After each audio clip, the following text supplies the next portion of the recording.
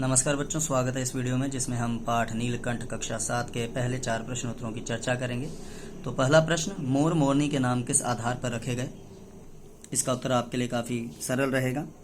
मोर की गर्दन नीली थी इसलिए उन भाई साहब का नाम नीलकंठ रखा गया, और मोरनी सदा मोर के आसपास घूमती रहती थी इसलिए उनका नाम राधा रखा गया, क्योंकि प्रेम उनका काफ़ी गहरा था। दूसरा प्रश्न, जाली के बड़े घर में पहुंचने पर मोर के बच्चों का किस प्रकार स्वागत हुआ? तो बच्चों आप यह देख सकते हैं उत्तर। जाली के बड़े घर में मोर के बच्चों के पहुंचते ही वहां हलचल मच गई, रौनक बढ़ गई। अन्य जीवों को वैसा ही कौतूहल हुआ जैसा नववधू के आगमन पर आने पर परिवार के बाकी सदस्यों को होता है। लक्का कबूतर नाचना छोड़कर दौड़ पड़े और उनके चारों ओर घूम घूम कर गुटरगूं करने लगे। बड़े खरगोश गंभीर भाव से कतार में बैठकर उन्हें परखने लगे, जैसे घर के बड़े बुजुर्ग होते हैं।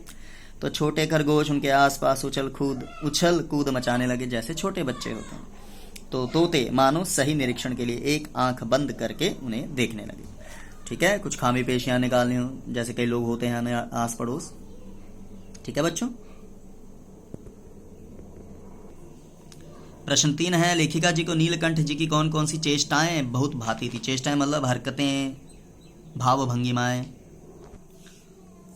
तो बच्चों यह रहा उत्तर।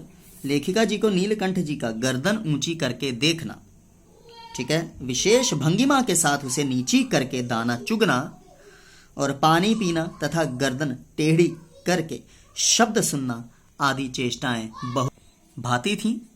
तो इनके अतिरिक्त पंखों को फैलाकर उनका नृत्य करना भी लेखिका जी को बहुत अच्छा लगता था।